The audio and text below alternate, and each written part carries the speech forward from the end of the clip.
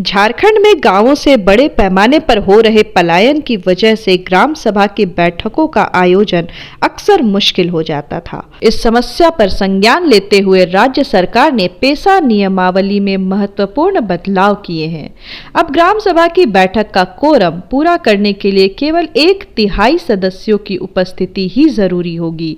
साथ ही महिलाओं की भागीदारी सुनिश्चित करने के लिए कोरम में कम से कम 1/3 महिलाओं की मौजूदगी को अनिवार्य कर दिया गया है।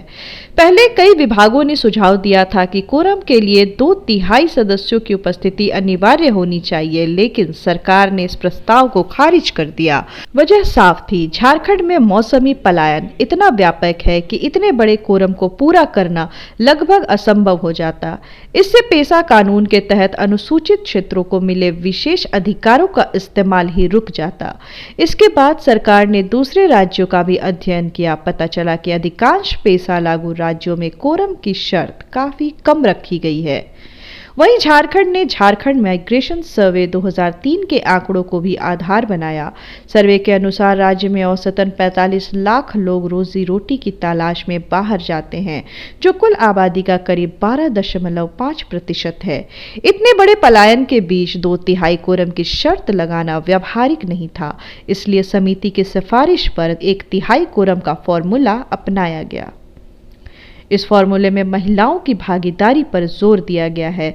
बता दें, नियमावली में गांव के विकास में महिलाओं की सक्रिय भूमिका सुनिश्चित करने के लिए विशेष प्रावधान लाए गए हैं। कोरम की निर्धारित संख्या में कम से कम 1/3 महिलाओं की उपस्थिति अनिवार्य है। जैसे अगर किसी ग्राम सभा में कुल 90 सदस्य हैं, तो बैठक के लिए न्यूनतम 30 सदस्यों की उपस्थिति होनी चाहिए। इसके साथ ही इन 30 लोगों में कम से कम 10 महिलाएं होनी अनिवार्य है।